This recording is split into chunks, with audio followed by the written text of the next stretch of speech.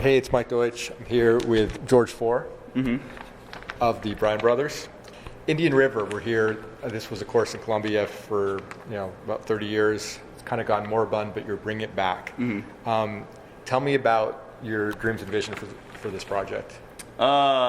Dreams is making just honestly having the best golf course in Columbia, in the Midlands, having a perfectly conditioned golf course, tour level golf course, fairways, greens. That's kind of dream number one, is like have just a sick golf course.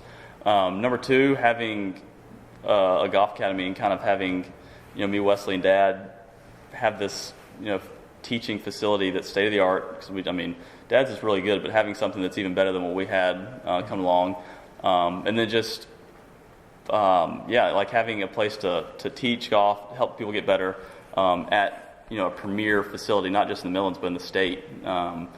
Heck, who knows? Maybe in the country. I don't know what. Sure. I don't know if I can dream that big, but like that's the goal, is to really have something that we're proud of, but then people in Columbia can be proud of, and even across the state, be like, wow, y'all's place is legit. How did this all come about?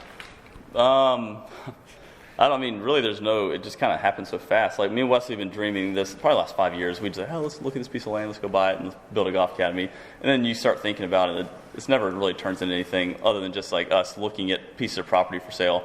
But then this piece, Indian River, came available, and Wesley was like, hey, what about this? I'm like, okay, it's not. And even Dad mentioned, hey, what about Indian River? And like, it's not ever gonna happen. Like, that's ridiculous. And then we meet our partner, and Wesley gives him this list of ridiculous dream. Like, this is what I want. Sure. This is my dream would be. And he's like, let's do it. And and I was like, what? Like, that's not. It's one of those things that you can't make up, because you have to have two people that are crazy enough to have a dream like this, and they met up, and here we are, in the middle of it. And was this something you were seeking an investor, or this is just someone you knew and you reached out to him? I think when the YouTube video Wesley mentioned, I'm sure Wesley could have afforded this place as it was, but that would be the end of it. We would have this golf course as it was, and that's it. And so that's why we needed he needed to pitch it to a partner to actually be able to make this become a reality, because it's not a cheap endeavor. And while Wesley is not, like he said, he made a good joke about it in the first video. It was like, I could have afforded this, but that's the end of it. I did a story in the club at Brookstone up near Clemson, and the guy described it as he was taking a dog track and doing an extreme makeover. How would you describe the caliber of makeover you're doing to this course? Is it like a tweak, or is this an extreme makeover too? This I think Wesley referred to as the Extreme Home Makeover Challenge, or that TV show back in the day. Sure. Taking something that's, now, again, due to unfortunate circumstances, it's been awful. The condition was terrible, just because when you have one guy running everything, it's just you can't succeed. But yeah, condition-wise, terrible. But layout-wise, that's why we were excited about this, because we believe it's the best layout in Columbia. Most fun, hard holes, easy holes, a good mix and variety. But yeah, no, it's going to be going from very bad to, elite is what Wesley's goal, and I don't think, and Greg's as well. They're not going to stop until they get it to, the best of the best. Will the course be more of a metal tester than it was before? What would it be considered a reasonably easy course before, and now it's harder? I don't know. That we think it probably was an easy course-ish back in the day, when it was playable, right? No. Oh, was it not? It wasn't really. It was fun. It was fun. It wasn't easy. Yeah. Okay. It was fun. It was just fun to look at and Sure. fun to play, but the greens were very undulated, so that eliminated the score being really low. Well, Yeah. What's your goal penal-wise? Is it going to be harder, or do you want it to be harder? So it's, again, it was very fair before. Some easy holes, there's a handful of easy holes, but also some pretty tough ones. But the goal moving forward from, or at least Wesley's dreams, is that he wants to host a tour event here. Really? Corn Ferry, high-level junior golf tournaments. He wants to host some high-level tournaments, and you got to add distance. You got to make it a little tougher to do that. And so from the very back, the championship tees, it's going to be a brutal golf course at times, especially if it's windy. But that being said, from where member tees, everyone else tees, it might make it a little bit harder because the greens will be a little. I don't even know. I don't think they're making them more severe. We're going to make them more playable. It'll be about the same, just better condition. But from the new tee boxes that we're adding, it's going to be a whole different golf course. That our goal is to make it pretty tough. Mm-hmm. So in hopes to host these state tournaments, national tournaments, and maybe a Korn Ferry Tour event one day if it gets to where we think it can get. And distance-wise, what distance are you shooting for? So it'll be 7,000 yards, okay. And par 70 is the goal right now. So yeah, we're trying to, we're adding about 500 or 600 yards to it. I think 500. Does that sound right? Yeah, that sounds about right. And I know in the video you mentioned this about or maybe Wes did about pet peeves about certain golf courses, mm-hmm. that you're not going to do here. Like, yeah. What are some pet peeves you have and that you're not going to have here to put your own spin on it? Yeah, so I think the biggest thing is what Wesley, big on vibes. Like, he wants it to be a place where you can come, have fun, have fun with your friends, but also get a world-class golfing experience, and not that kind of, I hate to say it, but like golf nowadays, I feel like, or everyone thinks, you got to be a certain way. It's kind of a snobby feel about a lot of the country clubs, mm-hmm. and we want that to be the opposite of here. Now, are we going to wear jean short or gym shorts and t-shirts out here to play? No, but if you want to wear, your relaxed, your kind of athleisure pants with untucked collared shirt and a hoodie, yeah, sure, it's fine. And so that's what we want to have people feel welcome out here, a relaxed, but also professional. But yeah, we want it to be vibes be high, as he'd like to say. Fun golf course, fun place to come spend a few hours with your friends, and yeah. And you mentioned this to me off camera, but mm-hmm. you are thinking of changing the name. You're not prepared to say what it is yet. Name-wise, is it going to be something kind of on brand for you guys? It's not going to be like going on your previous answer. It's I don't know, something Creek or. Yeah, no. We are changing the name, and it will not be. Yeah, the name that it is right now won't be. Sure. Yeah, we I don't know when we're releasing the name. Probably in the next couple months. Okay. But yeah, we do have a name. It's gonna be. We're excited to kind of get that out to everyone so they can start getting excited about this place as well. Now, mom and pop golf courses are sort of really rare in America mm-hmm. right now, so this is unique in that respect. Mm-hmm. What do you think you're going to bring to the table that a corporate golf course doesn't, like Club Corp or a Kemper? Yeah. They have total. I think it's a couple thousand now. Yeah. So being a mom and pop, it's some could say it's a disadvantage, but it makes you unique. What do you look at it as? Yeah, I think it's gonna be really cool because I think I think the Wesley, even Greg and I think they might feel like a chip on their shoulder because a lot of people probably don't think that this can work out here. Because 3 guys that never done a golf course before come in and try to turn a really not a great course into an elite level golf course. That can't happen. And so I think they're willing to do, and they're going to do whatever it takes to kind of prove not people wrong, but just prove to themselves hey, we can do this. But I think it's going to be cool because it's going to be a local feel, and that's what's going to set this apart. Because it's going to be a very, very nice golf course. But most of those private clubs, they have that, like you said, a corporate feel. Where sure. Here you're going to have a great restaurant, great staff, and a feel that's local but also very high level. So I think that's going to be a massive element, a massive kind of selling point. Is it's not going to feel well, there are many benefits of having the club court camp. Sure. They know how to run golf courses, but yeah. It feels like a big box operation. Where here it's going to be local, it's going to be excellent, and it's going to be a lot of fun. So you spoke to I didn't ask you about the private aspect. So this mm-hmm. used to be a public course. You're mm-hmm. turning to a private course. What are the challenges in that? Do you foresee it being most expensive town, least expensive in town? Do you have any thoughts on that? Yeah, I think that a lot of if there has been negatives in the comments oh, why is it private? Sure. We don't need a private course.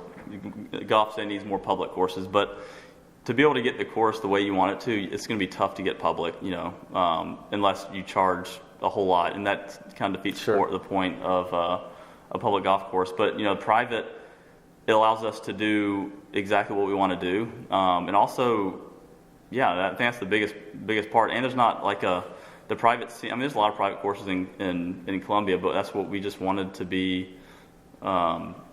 just one of the best courses in Columbia. And in order to do that, we believed, private was the way to go. And it's going to be very competitive to Columbia. It's not, no, we haven't set the prices and we haven't released that yet, but it's going to be very competitive to the Columbia market. We're not, the guy that's, Greg is not, he knows what he's doing. He's not going to say, hey, it's $20,000 a month to join. Yeah. That, no, that's not the Columbia. He's got to play to his market. And so it's going to be very competitive and very fair. And we're excited to kind of get it going to let people kind of in and start the process with us. I don't think I have this written down, but I think you mentioned, like in the video, that it's going to be like a YouTube-friendly course, and that's unusual. Yeah. Can you speak to that? So that's one of, now I think we're going to have to, we're going to have to tell Greg this is the way it's going to be. No, I'm kidding. It's the one thing that, Wesley and Greg, like, the big selling point or big, like, what's close to our heart because, we create content. That's what we do. That's what I do for a living. And it's very hard to find good golf courses that are accommodating. Now that's a generalized statement because there's plenty of great courses. Hey, come on out. You got this tee time. We'll work in. But most of the time it's like, sorry, we can't, let you play. We're too busy. Or like, we don't, let people film out here. It's like, well, why not? We're only going to be helping you guys out anyway. And so it's an uphill battle we as creators face, and we want to have a really awesome golf course and be very accommodating to anyone who creates content because we, it's dear to our heart. We know the struggles that we all face, and we want to be a place where, like, hey, if you want to come create and film videos, like we have a spot for you. You're welcome. And I think that's massive because it just shows that, that we understand the culture and the climate of golf today, and like how important that content creators are to the game, and we want to be as accommodating as possible to let if you have a YouTube channel, come out and film. You have a tee time. Okay, in that same video, you mentioned you're going for fast rounds and fast golf carts. Yeah. What exactly, how does that manifest itself in real life? I mean, everybody talks about pace of play, but how do you do it? Yeah, I think, really just fast golf carts help. Okay. And no, I think that's what, pace of play is going to be big around here. I don't think it's going to be a thing like, hey, you got to play under 2 hours, or because we want you to have fun. But that's going to be a big selling point, or like big, or important to us is like, we want to play fast golf because, slow golf does, no one likes waiting every shot. Now, it's going to happen sometimes, we get it. But, like, pace play is going to be big around here. The cart's going to be plenty fast. And we're going to, it's going to make, the faster you play, the better you play, and the more enjoyable it is for everyone. So it's going to be something that's taken, I guess, more seriously here than other places, perhaps. But, it's going to be a big deal. No, I thought all golf carts are, like, similar speed. That's why it's kind of interesting. Like, are there golf carts that go faster? There's some, like the ones we're gonna have a few really cool souped up ones that for Wesley and I and Greg that might go a little faster than the regular carts, but there are ones that that are the fastest in the line. Have you thought of single rider carts, like the motorcycle looking ones that? I'm sure that idea has been kicked around. And I think it'll be fun. I don't know if we've talked about if we'll have that as an option for a handful of carts, but it definitely has because what is if you have a handful of single rider carts, does that going to speed up play? But I'm sure that the option will be there potentially. But I think just getting nice fast golf carts will be plenty enough. But hey, who knows?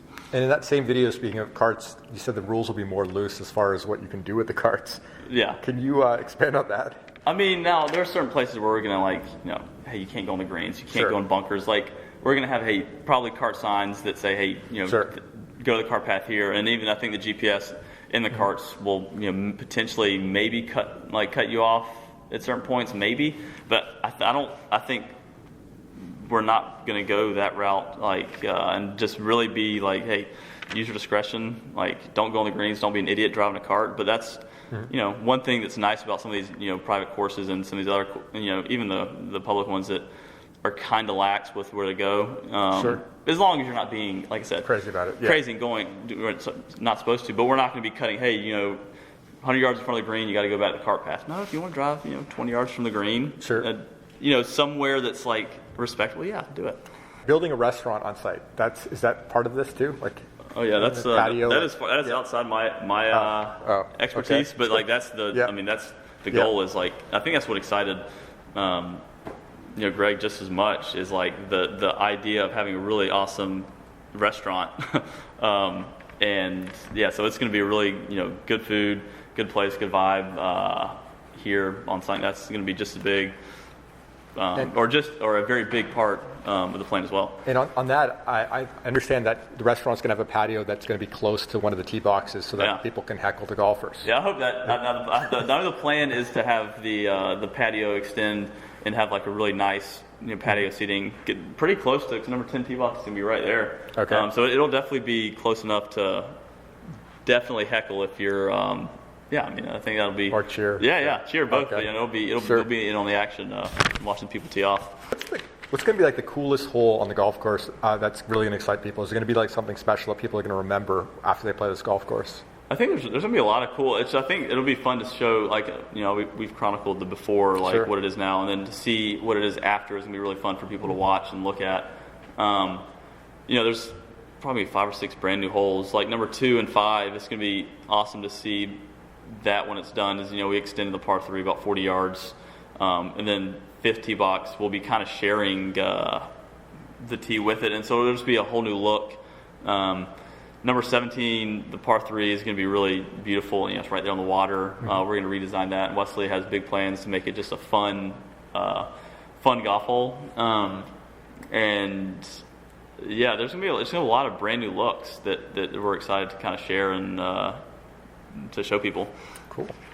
And to your knowledge, are you the only golf YouTubers to, get into golf course ownership? I think yeah, we're the only ones that are crazy enough to go in on something like this and document the story. And that's was part of the exciting part. Is like I was going to have me and Wes were going to be able to tell the story and document it and give people in our community something to get excited for. And we see in the videos people really are excited to go along this journey with us. And now that's what's kind of going to separate and add another little layer to kind of what Bryan Bros is like. This is part of our story now, and sure. It's going to be wild. Do you think that like Rick Shields or Mark Crossfield or people like that will come, it'll be like a YouTube golf type tournament that you do every year? Definitely. I know we've talked with a bunch of them. Rick, he's the biggest in the space, but like everyone that we've come in contact, like even all the YouTube golfers, like, we now need to get down there and play. And that's our goal, is to have some sort of tournament with the people that we don't normally film with. The guys we film with, they're going to come here. Sure. But like people that we don't, Peter Finch's, some other European, James Robinson, even Rick, like everyone said, hey, I can't wait to get out there and play. And that would be the goal and dream, is to make some YouTube golf tournament with all the creators coming in here and kind of showing off the golf course. Because again, that's what Greg has been. That's what Greg's been so great about, is like he knows the value of what YouTube golf brings, and like even just having Rick Shields, Peter Finch, whoever come out here and play is a massive deal for the club. And like that's something you can't, like, no amount of dollars, that's a lot of dollars in the marketing budget that just someone filming would, like, in the traditional sense, would go towards. And now us playing and getting 100 or 200,000 view video that costed the club nothing to do, I don't know if you can really put a price tag on that. And so like that's been cool as creators, but as people like that our partner gets that. Our partner, like Greg, is on board with what we're doing and like believes in us, which is pretty cool, honestly. And was Greg a fan of the channel? Like, is that how you came to meet him, or? Well, that's not how we meet him. We knew him in just being here in Columbia, but like he watches our videos and like loves the stuff, and it's kind of cool. I was like, yes, let's go. Sweet. I think that's it. Nice. Thank you. Yeah, thank you. Appreciate it.